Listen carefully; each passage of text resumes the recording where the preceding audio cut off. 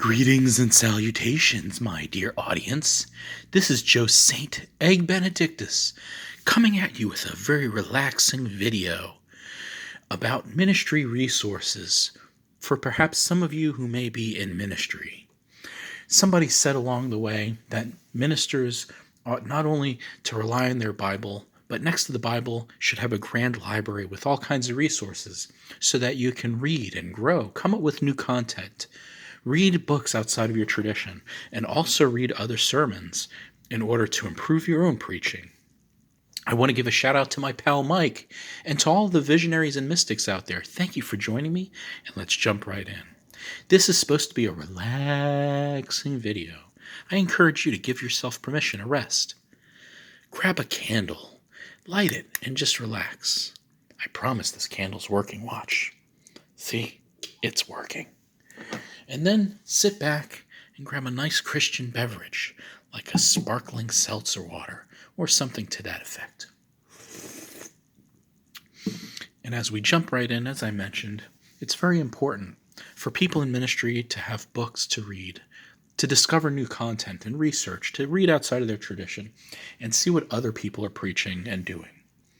Here's the first book I have of sermons by Frederick Beuchner, a very important person in the world of preaching. The Hungering Dark is a book of sermons. I believe he's a Presbyterian minister, although I'm not sure, but I definitely know that he's a Pulitzer Prize-winning author and quite a good preacher.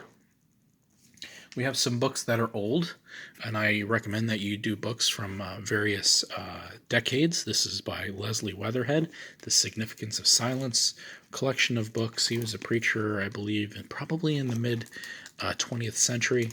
I think I picked this up at a book sale in some Catholic church was having a yard sale.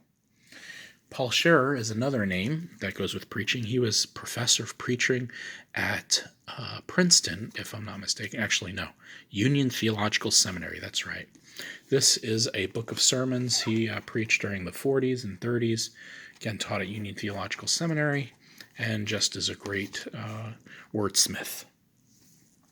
This next one is William Hull, Harbingers of Hope, a collection of sermons by William Hull, who is a very popular person in Baptist circles. Then next we have several collections by Thomas Long, who is professor of preaching homiletics at Emory University in Atlanta. This is his classic, A Chorus of Witnesses. This is actually a collection of sermons by various preachers, people like Martin Luther King Jr., all the way to other people throughout various traditions. They came up with a new edition of this book that diversified the preachers in that book, which I think is a good idea. And this is his book on preaching, The Witness of Preaching, which also includes at the back various sermons. Thomas Long is one of my favorites preachers. Then we also have preachers who are sermons that are from women. I have 3 collections of sermons from women, and Your Daughters Shall Prophesy, edited by Karen Massey. Sermons by Women in Baptist Life. It's a wonderful book. It's a wonderful collection. The World is Waiting for You, which was a celebration of the 50th ordination anniversary of Addie Davis, one Baptist who was ordained back in the 60s or 70s, edited by Pam Durso and Leanne Gunter-Johns. Leanne's a good friend. That's a good book too. And then a third, also edited by Pam Durso, Sermons by Baptist Women in Ministry. This is what a preacher looks like. Just a great collection of sermons by women preachers. Also from Atlanta is Walter Brueggemann, who is the Old Testament professor, or was the Old Testament professor at Columbia Theological Seminary, a Presbyterian seminary. Sermons and Prayers by Walter Brueggemann, inscribing the text.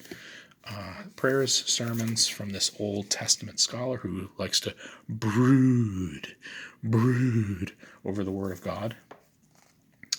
The Word Militant, preaching a decentering word. This is more a book on preaching, but his chapters read like sermons. And then Thirdly, A Mandate to Difference, An Invitation to the Contemporary Church by Walter Brueggemann. Also, essays that read like sermons through the prophets, and he is a prophet guru. We also have here two other collections of sermons from Westminster John Knox Press. The first is the collected sermons of William Sloane Coffin, who was the preacher at Riverside Church in Manhattan during the 50s and 60s, going into the early 70s. This is only volume 1, the Riverside years, and he was a civil rights advocate and preached on all kinds of civil rights and cultural issues. I highly recommend that for any preacher worth his or her salt. And then another one that they came out with more recently. This is the collected sermons of Fred Craddock. Fred Craddock is a preacher also from Atlanta, my favorite preacher of all time. And I can read these sermons over and over again. He just has such an amazing rhythm, an amazing wordsmith, and just a wonderful guy to be around. He passed away some time ago, but I did get him to sign this book, For Joe, with Gratitude. Fred Craddock. You can't beat that. Pretty awesome. And then one of my other favorite writers, more so favorite writer than preacher, but during the summer and in the autumn, I used to vacation and attend her church after she was a preacher up in the North Georgia mountains, and that is Barbara Brown Taylor. This is her book, The Preaching Life, which includes not only a study on preaching, but also includes at the end a series of sermons. There she is in her early days, an Episcopal priest. Barbara Brown Taylor, Gospel Medicine, collection of sermons. Barbara Brown Taylor, Bread of Angels, sermons. Barbara Brown Taylor, Leaving Church, a memoir of faith, but I threw it in here just to let you know that Barbara Brown Taylor is my favorite author. Learning to Walk in the Dark with Barbara Brown Taylor. Also,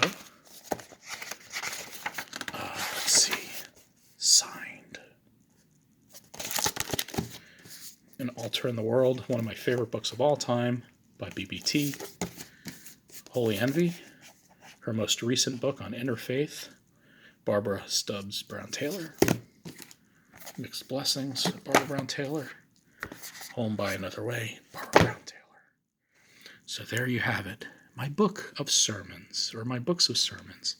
And again, I recommend that you read sermons if you're a preacher, just to learn how other people write, how other people preach, learn how other people devise their rhythm of preaching, and also all of this amazing material when it comes to the biblical text. So whenever you're preaching on, say, Matthew, you can look through any of these books for what people have said about the Gospel of Matthew.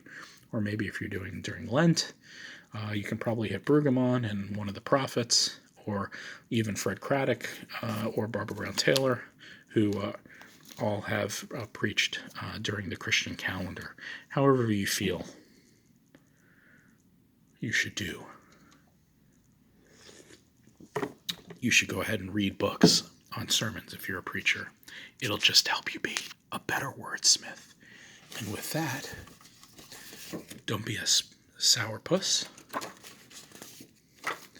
Like and subscribe. Join the Joe St. Ed Benedictus movement and tell me what books you like to read as a part of your ministry resources.